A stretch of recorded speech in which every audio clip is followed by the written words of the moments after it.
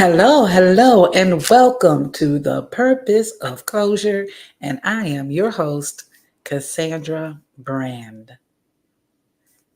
I want to welcome you. Welcome. I know I had this posted earlier, but not making no excuses, but my vision is blurry. So I'm challenging. I'm being challenged on my site, but I will not give up. I will do it by all my might.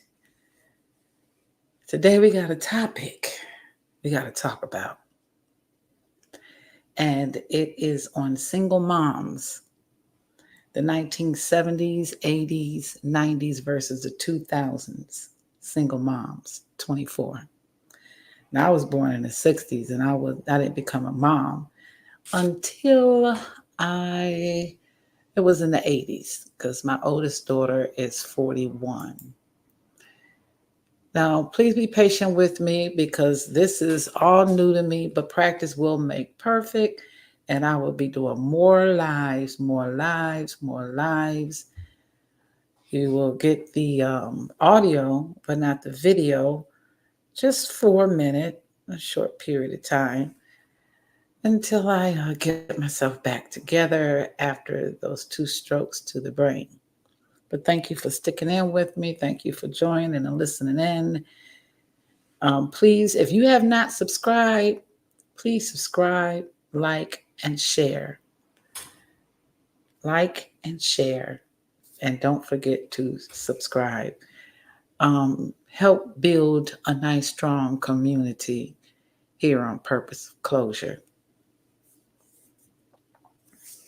Like I said, our title, excuse me, is Single Moms, the 70s, 80s, and 90s versus the 2000s. If you have any questions or any comments, feel free to do so below in the comment section. Okay. I do read all comments, the ones that do leave a comment there, and I like or I will respond. I have some very interesting questions that I had pulled up about, well, it was an article about single moms.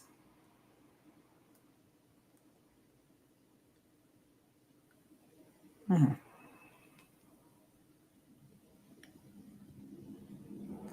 Well, we'll pull it up. I started off at the 70s because, like I said, I was born in the 60s, but I wasn't raised by a single parent. I was raised by both of my parents, but I was basically raised by the juvenile system. So you might as well say, but I got to give my parents their credit where it's due.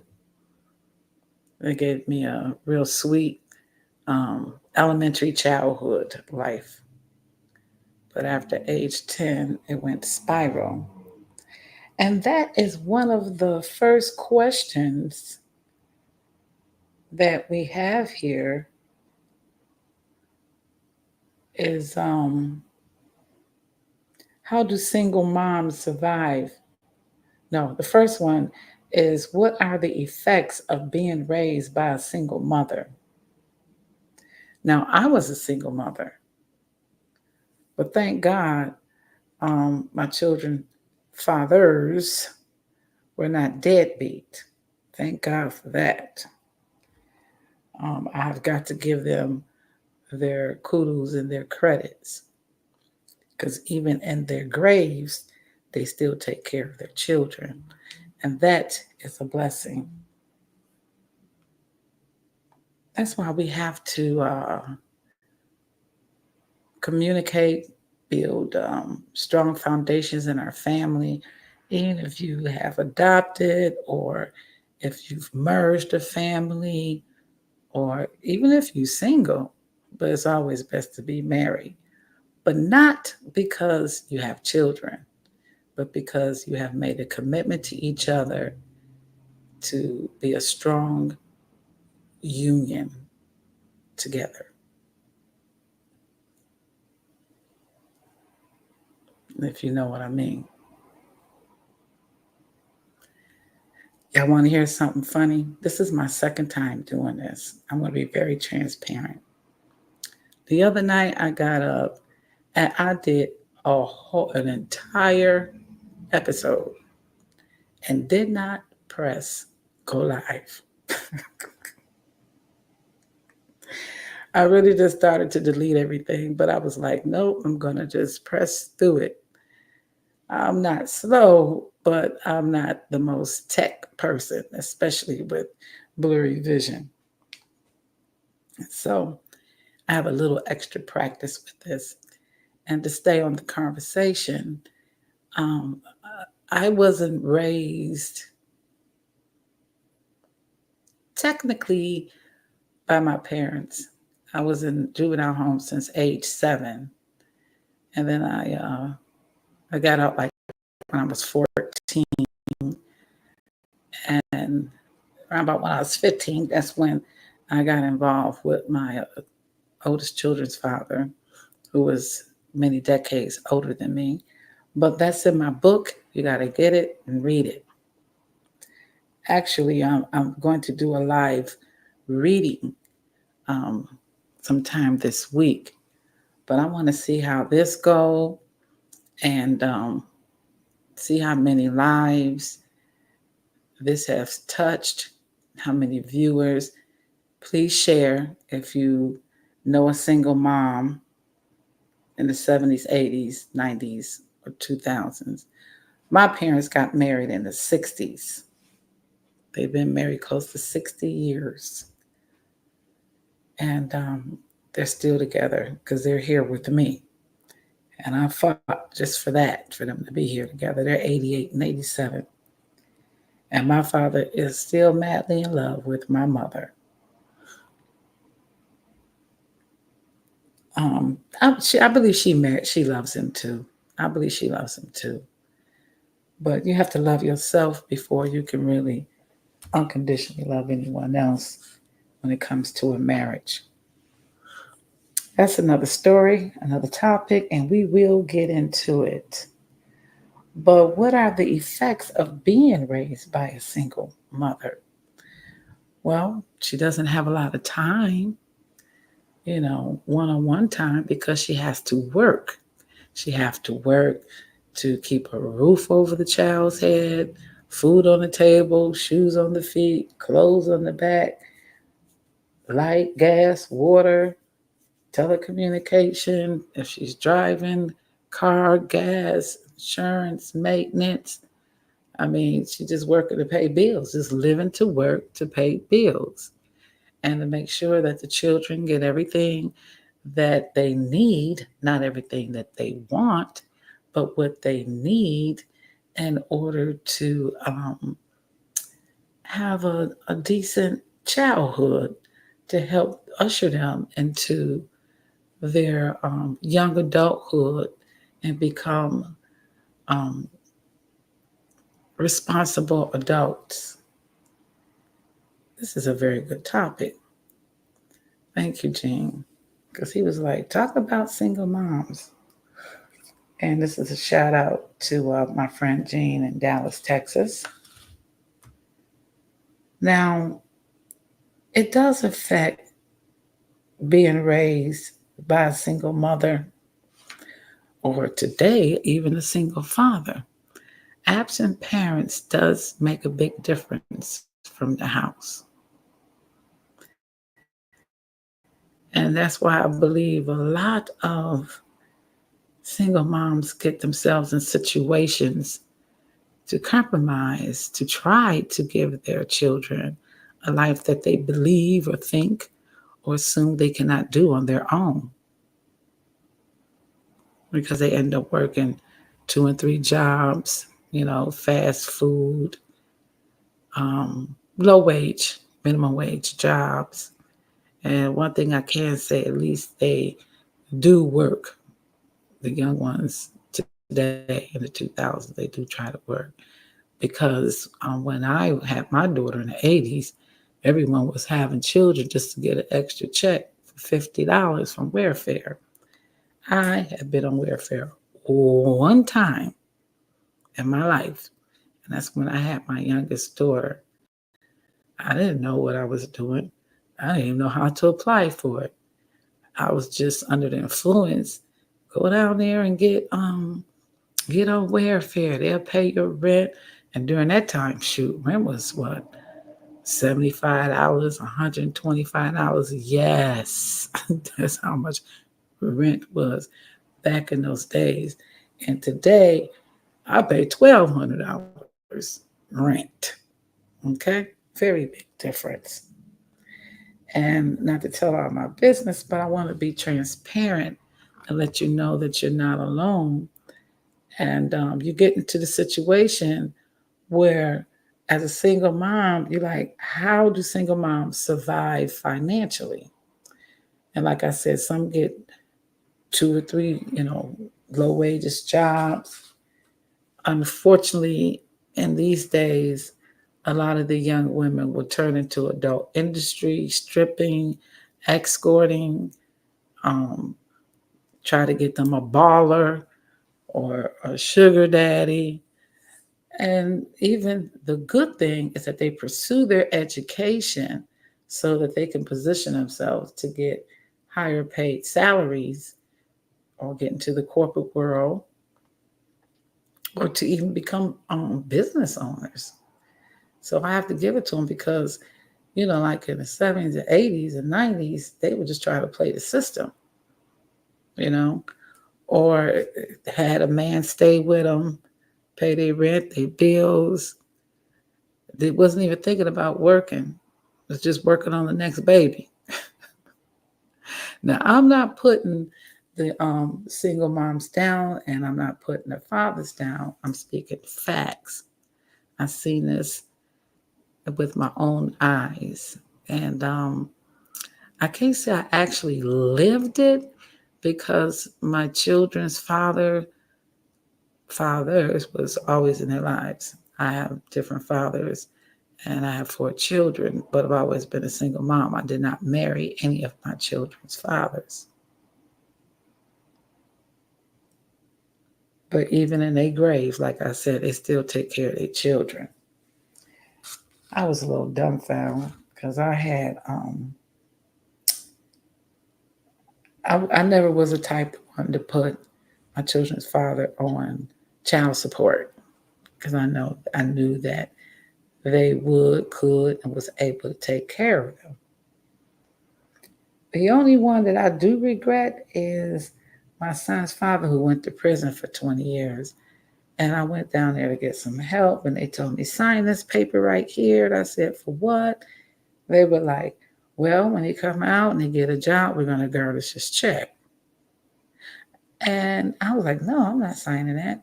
That's what's wrong with this system. The men go in prison, they get out, they don't have a chance because they got to find a job, they got to pay restitution. They deal with a lot of issues. But I realized as I got older, that's not my problem or my responsibility. My responsibility was to provide for my children. And I did all I could and all what I thought I could with an 8th grade education. I didn't get my high school diploma until I was 51, and I'll be 59 next month in August. It has definitely been a journey. So it does really affect being raised by a single mother, especially a mother that is trying to raise a boy to become a man. And no disrespect, I thank God that my son is all boy, all man. But I believe that's why a lot of young men are very feminine because they're raised by their moms or their grandmothers or their aunts, and that's their example of life. And mom and grandma and auntie is not always, good examples. I'll put it that way. Now, how do single moms survive financially? Not live, but survive. There's a difference between surviving and thriving. Even if you receive alimony or child benefits, it's not always enough to cover all your needs and mandatory expenses to make it possible to survive financially. Single moms usually follow 3 common steps: changing financial behavior, reducing expenses, and starting a budget. Now, that is in a perfect life. Back in the days, 70s, 80s, 90s, that's when that that baller money started falling. But in a perfect world, yeah, because they're still trying to do this now in different programs for single moms. And some programs, they won't even help you unless you're single. So really, there's no excuse that single moms cannot get any help unless pride and just don't want to do it. But the flip side is you could only make but so much money in order to get help. Isn't that something? And if you make over $1 over what qualifies you, it would disqualify you. Single moms has it, I won't say rough, but it's very challenging for them. And sometimes they have to do things to compromise their integrity and compromise their self-worth. That's why you have a lot of our young single moms out here with skirts to shake a tail feather, and they're so short you can't sit on your skirt. You end up sitting on your panties. But it's true. But how can we help our single moms? By sharing information, resources, not putting them down, but sharing the resources and information. You don't talk about, oh, she pregnant again.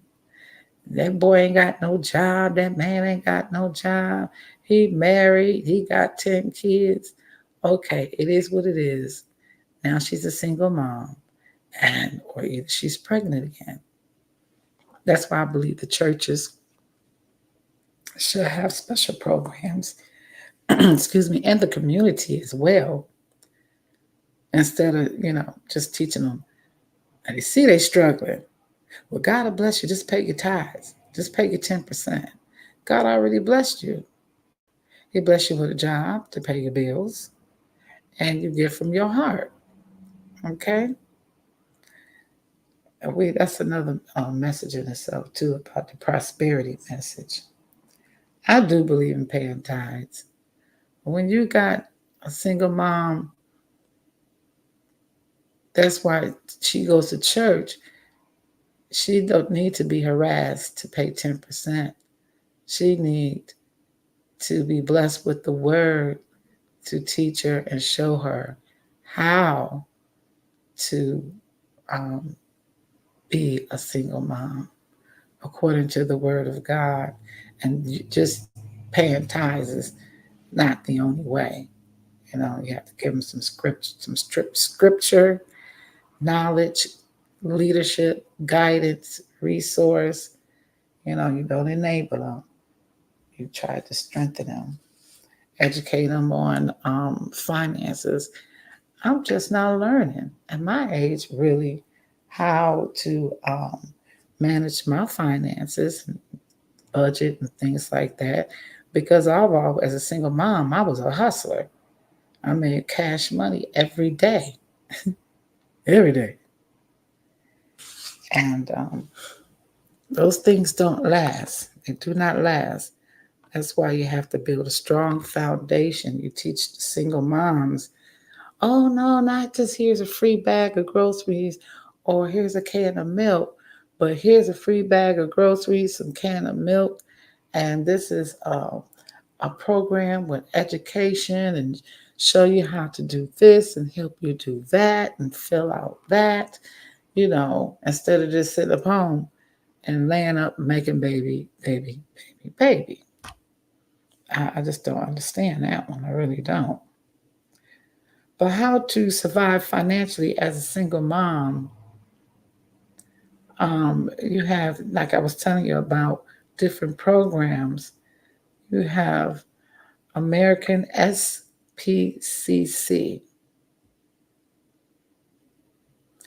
That is a program.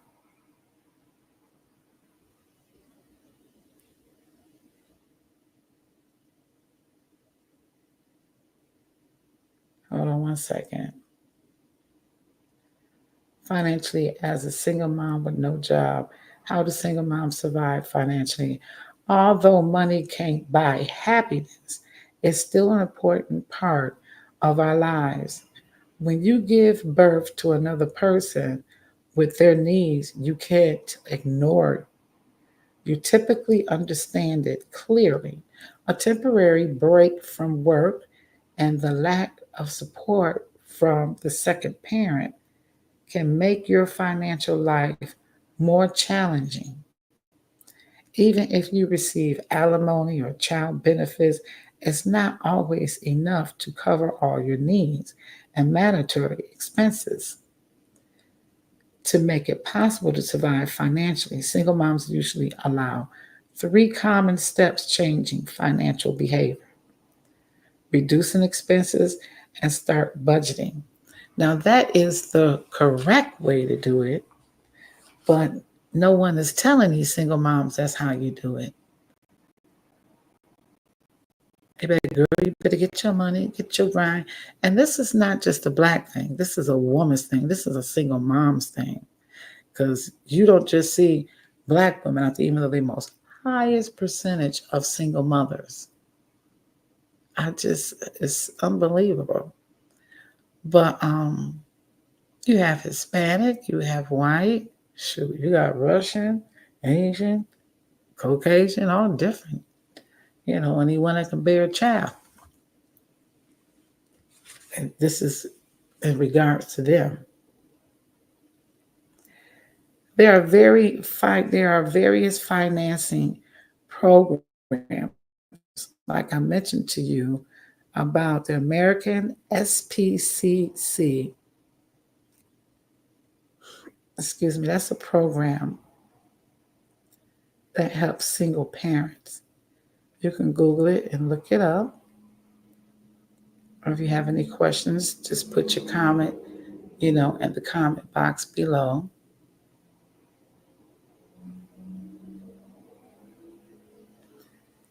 And also teach them, get different programs that will teach single moms how to budget, how to establish good credit, how important it is to establish good credit. Like I'm in my 50s and I didn't understand about medical insurance because I never had it. I want to get medical insurance. I had Medicaid once when I was pregnant, so that was over 41 years ago. And the last 2 years I had it. I'm going to be honest, I didn't even understand it about premiums and co-payments and all that kind of stuff. But I had to learn, and I learned it real quick. Shoot, my meds right now is so expensive with the co-payment, and I have insurance. Now, here are a few tips to survive as a single mom struggling financially. Change your financial habits. All that shopping, keeping up with the trend clothing, purses, shoes. One big thing is those bundles, hair. And it's not just Black women.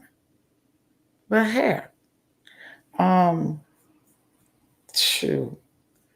Some women change their hair every week, 2 weeks. That's $100. That's $300 a month. That's 1/3 of rent. You got to count the costs. You change your um, financial habits, and to attract more money in your life, you need to start doing things you probably haven't done before. Reviewing your spending habits can help you determine what you should start from. When you recognize your past financial mistakes, it will be easier for you to create a new plan that includes them. Track the way you spend money and ask yourself what you can do to be more responsible when it comes to your finances. Open up a bank account and try not to carry a lot of cash, as it's easy to overspend. Avoid going into debt unless it's an emergency, and live within your means. All these, all these will help you take the first step towards financial health, not wealth, financial health. Because when you're a single mom, you're missing that other income from the father. And the child support that the father pays, if he pays, it doesn't help. But even if you was getting the child support, look at these celebrities that get like $20,000, $200,000 a month, spouses and child support, and they still be begging for more because they're living above their means. They want the cars, they want the clothes and the bags. And I mean, you can't take that with you. That money can help give your child a very, very, very good education. And they don't have to wait till they graduate from high school to get to college to have it. My son, when he was 4 years old, thanks for my girlfriend Denise, he was speaking 3 different languages: Spanish, Portuguese, and English. And he was only 4 years old. Oh man, I wish I still had that tape when he graduated from that class. You educate your children at a very young age, and you don't have to compromise your soul, your mind, your body in order to have a decent life. You just have to put the work in. See, in the 70's, most women was married or they had the system. Most women was married though, because you couldn't come home with a baby, or a man couldn't. He had to marry the woman pretty much. And people didn't marry for love. They married for security. In the 80's and 90's, that's when the ballers came out, because you had all that street money running around, being thrown around. And the 2000's, if we in 2024, going on 30 years, there's been a lot that has transpired since then. And it's not too late to make a difference. You could still continue to raise children healthy mentally, emotionally, physically, and teach them to be financially healthy. Because the school not going to teach them. If you remember that Pride Day interview that I had done with the gentleman Jose, he really didn't think anything was wrong with it, but I was very disappointed when he told me that his teacher had read a book on being gay, because she has had experience as a lesbian herself in college. And I think that's very much out of place for any teacher to teach a child that. That's why the parents should have these conversations with the children to prepare them for the world, because the world could be a better place if you are a better person. But if you corrupted it, then the world become corrupted. Yeah. This is let's see here. Okay. We've been on here for like 31 minutes already. And I don't want to jump on and jump off without having some closure on the conversation. But another question is, what is the mental load of a single parent? When you are solely responsible for not only one life, but maybe 2 or 3, 4 little lives that can't take care of themselves, you got to, if you don't know God, boy, you're in trouble. Because it'll push you out there in the world and make you do things you really don't want to do or thought that you would never do. It pushes you out there. It makes you tolerate stuff like abuse, mental abuse,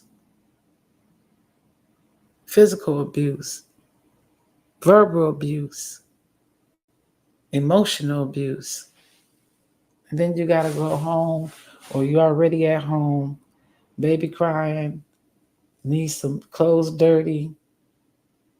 I'm not making it a bad situation, because not all single moms are in this situation. But I don't know too many of them that prepare to have a child and be a single mother. They just learn, or they have the knowledge or an example from when they grew up and they watched, family members or other people in their lives. But single means by yourself, alone. Okay? The house phone is ringing. So we're just going to ignore that for right now. Let's see here if I could put this on mute.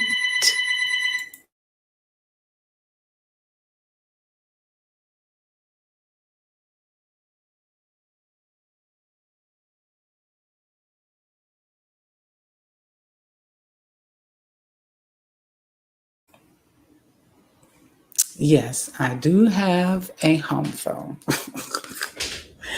And you should have one too. It's not that expensive. Back in the day, we used to have those $2, $3, $4, $5, $2,000 phone bills if you getting collect calls from prison a month. Now, should I pay like $19 a month just to have that home phone? Everybody should have one. Don't totally depend on these cell phones. But speaking of finances, what's the average money a single mom have? Now, this is a very good answer. The vast majority of single moms works, however, single mothers often do not have the education or work experience needed to command high salary. We talked about that earlier.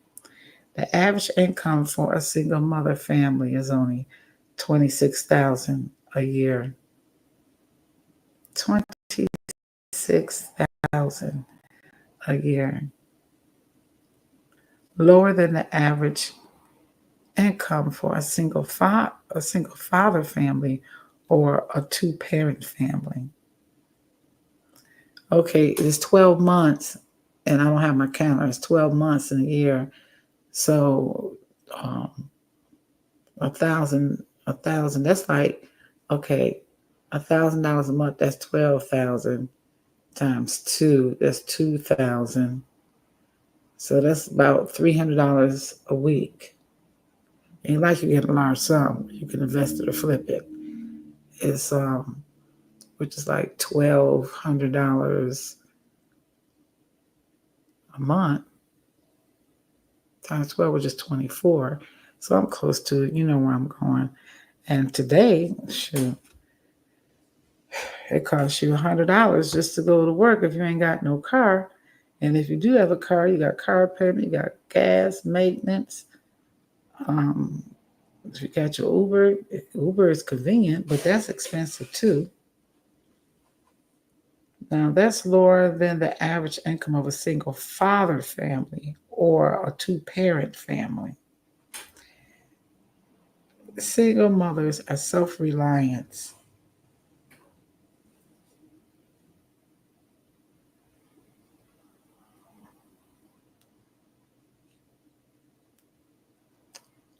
I believe if single mothers did more planning and plotting, that there's a means to the end of the madness.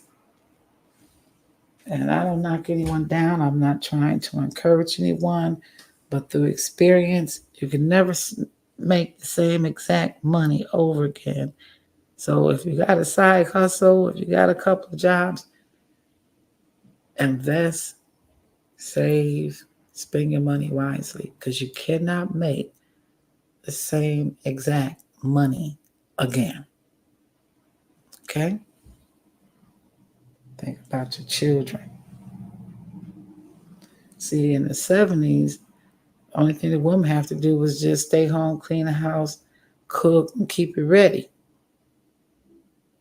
and make another baby.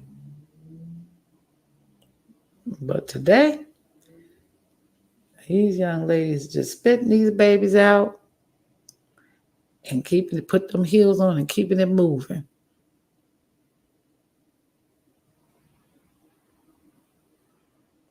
That's how the 2000's mothers are.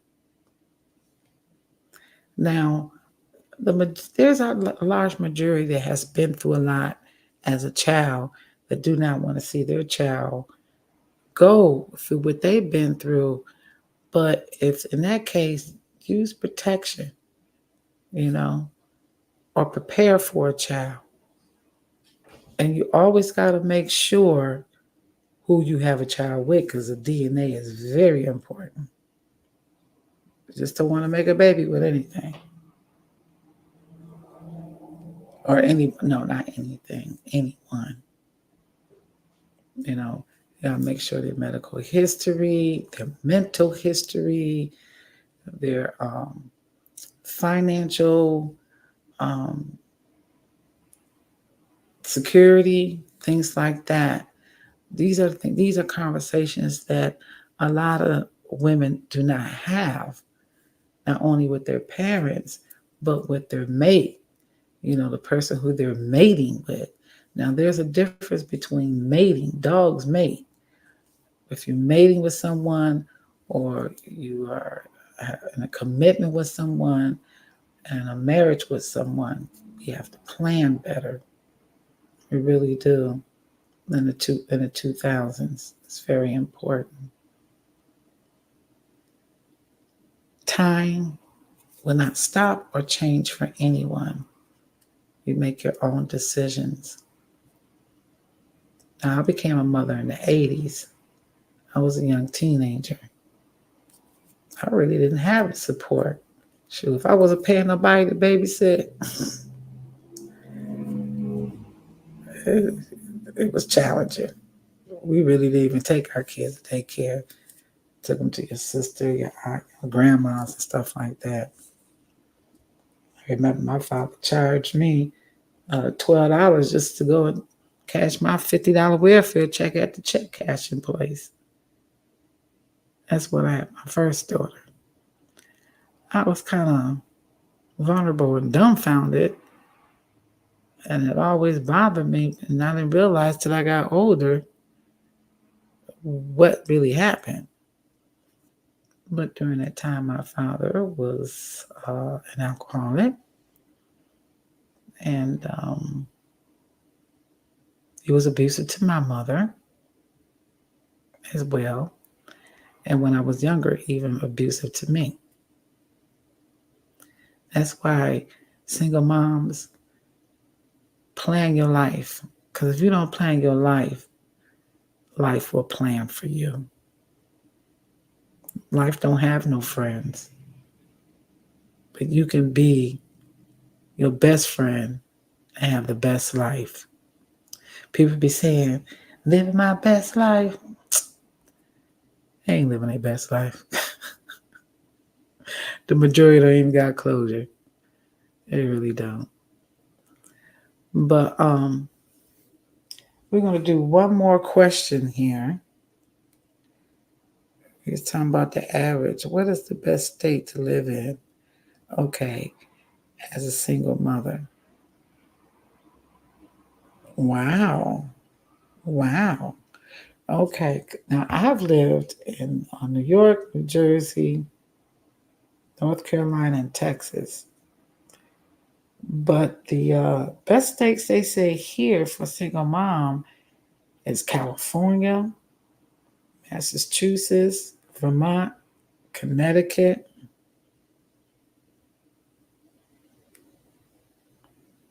Colorado, Alaska, Minnesota, Washington, Maine, North Dakota, Rhode Island, New Jersey. Okay, that was a good one. South Dakota, Montana, New York. That was 2. Okay, District of Columbia, New Hampshire, Wyoming, South Carolina, Wisconsin, New Mexico, Oregon, Idaho, Maryland, Kansas, Hawaii, Tennessee, Nevada, Virginia, Arkansas, Delaware, Iowa, Nebraska, Pennsylvania, Michigan, Texas, that's 3, North Carolina, that's 4. So I guess I made some pretty good decisions because I've lived in those 4 states: Arizona, Illinois, Kentucky. And you know why? These are even Georgia, Alabama, Florida, West Virginia, Ohio, India, Mississippi, Missouri, Kentucky, and Illinois. You know why? These are the best states as well. They do protect, like in North Carolina and Charlotte, downtown, they have this huge statue of a woman holding a baby in her arms, facing the man, and the man has a hammer in his hand facing the woman. So they really do protect the women in marriages and the single moms.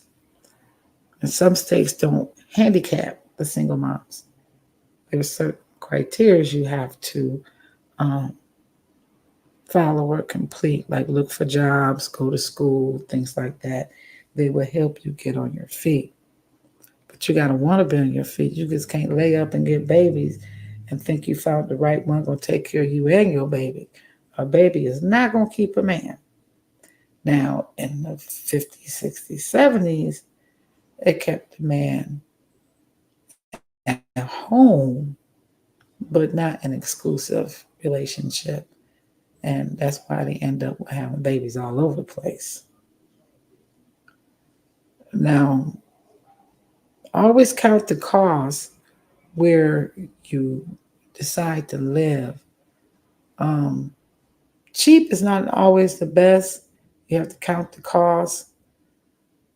The cheapest place for a single mom to live is like Austin, Texas, Raleigh, North Carolina, Tampa, Florida.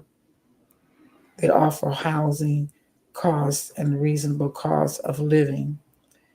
These cities also boast strong job markets and plenty of employment opportunities for single moms looking to provide for their families. Okay. I guess that's why a lot of people go down to Florida and stuff like that. But sometimes you're looking for a new fresh start. When you do, just don't move with a friend because they doing good and they don't have no kids or they not married or they got a good job in education. You have to make the move that is best for you. Okay. Now, unfortunately, we're going to do a part 2 of this segment. I have some background noise that is going on, but we did pretty good. We have 46 minutes. So we're going to do a part 2. But first, I'm going to see if I can play some music and get this background interruption to stop having conversations with themselves. Sometimes now I feel like I'm not just running a nursing home, but I feel like I'll be running a nut house. But I'm not going to let it stop me. Okay, guys, I'll be right back. Thank you.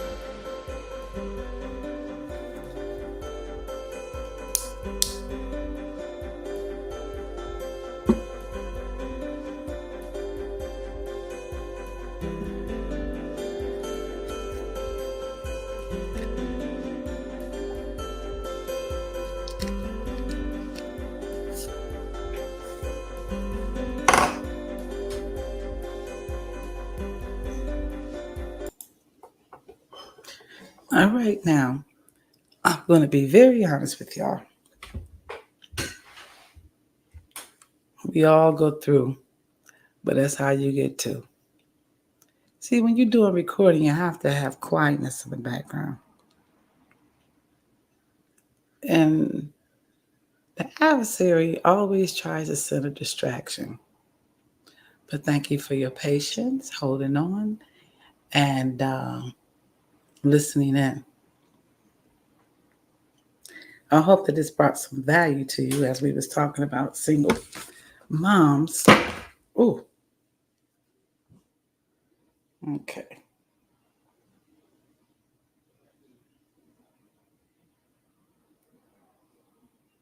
Mm, mm, mm. This is something else.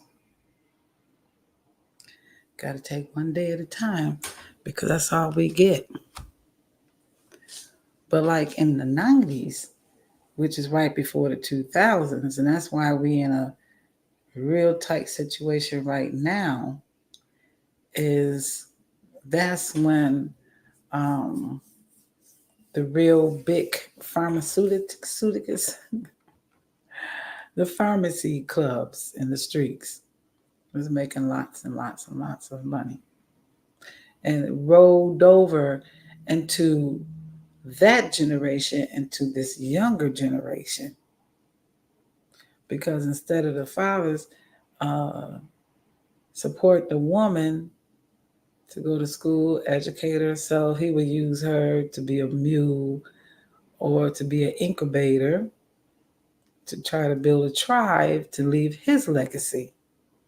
And it's not just Black. Okay. This is men, people, period. You even have homosexual, lesbians, heterosexual relationships. It's really not so much about the gender of the person. It's the agenda of Satan trying to strengthen his kingdom and build his kingdom and his legacy. That's why we have to flip that and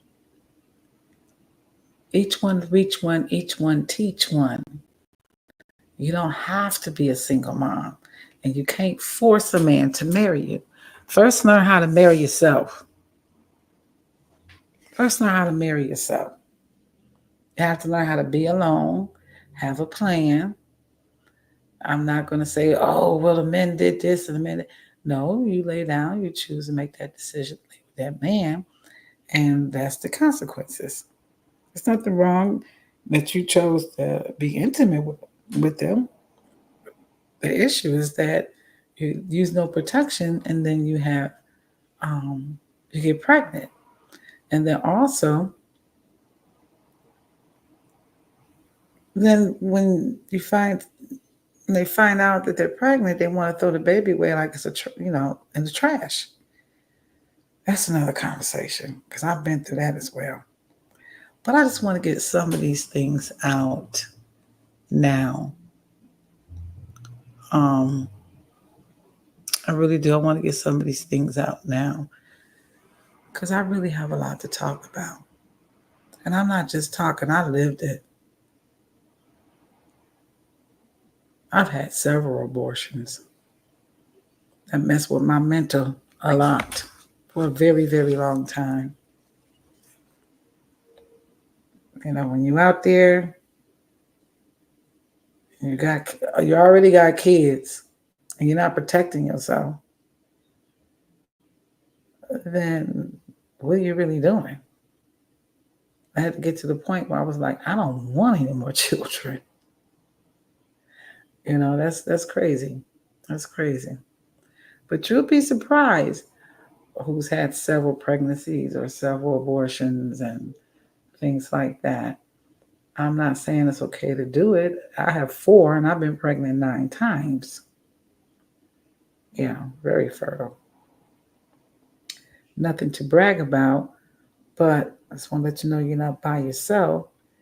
And don't think about just yourself, how you feel, the money you getting when the man tells you, oh, this, that, this, that.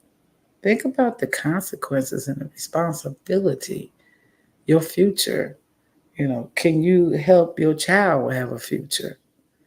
I'm blessed. All my 4 children not only graduated from high school but college, and 3 have their own business, and 1 is working on it.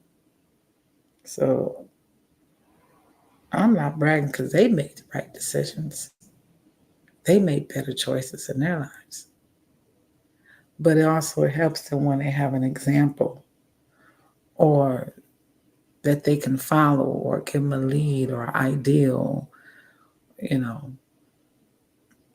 It's deeper than just having babies because you want a tax return, you want to feel good, you want to try to keep the man and make him love you and don't leave you, or to fill the void that you have. Children do not fill the void in your life. They fill up and show up to make you become more responsible in life and show you who you really are. That's what children do, especially when you're single. I know I'm saying don't depend on the man, but because you don't get pregnant alone, but you make that you make that choice to lay down with that man, unprotected, or not really knowing who he really is, where he come from, where is he at, where is he going? Okay. So on that note, I want to tell y'all thank you so very much. We're going to, if you got any value out of this podcast, Please make a comment in the comment section. Please like, share, and subscribe. And if you're interested in more topics like this or any other topics similar to it, please express and put that into the comment box as well. I'm going to do a reading of the 8th chapter of The Purpose of Closure. The book that I wrote, The Purpose of My Closure, aka by Miss Alexis. Okay. I do appreciate all of you as well. Thanks for donations, encouragements. I really appreciate them. I really need them. I enjoy it very much to know that there's someone that does care. But I do thank God that I do have God in my life. And that's why God gives me favor. And I can never have a conversation without giving him praise and glory. Because I wouldn't be here talking to you if it wasn't for him. So until then, we should be able to do this more often since I've got over this hump. I guess you said, what's the hump? The hump is, believe it or not, I'm a little shy. Camera, no camera. I'm a little shy. And it's getting better. And it's not low self-esteem. It's just putting yourself out there. And I've been out there because I've done movies, magazines, and stuff. People are like, oh, I know her. But that's why I wrote my book, Cassandra Brand, a.k.a. Miss Alexis.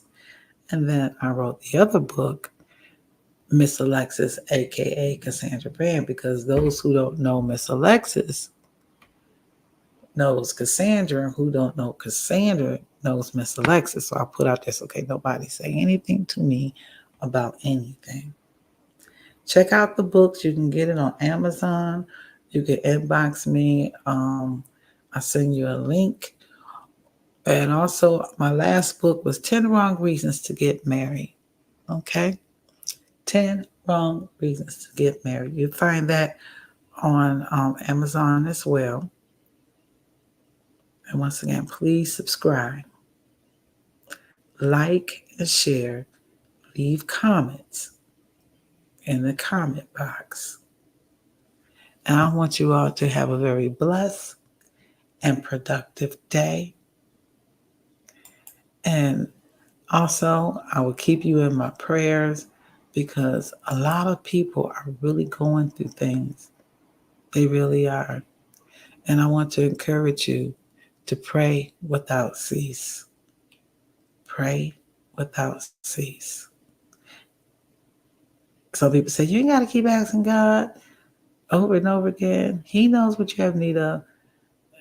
Yeah, that is true. But he also says in his word, pray without cease. Until then, you'll have a very blessed and prosperous day. Ciao.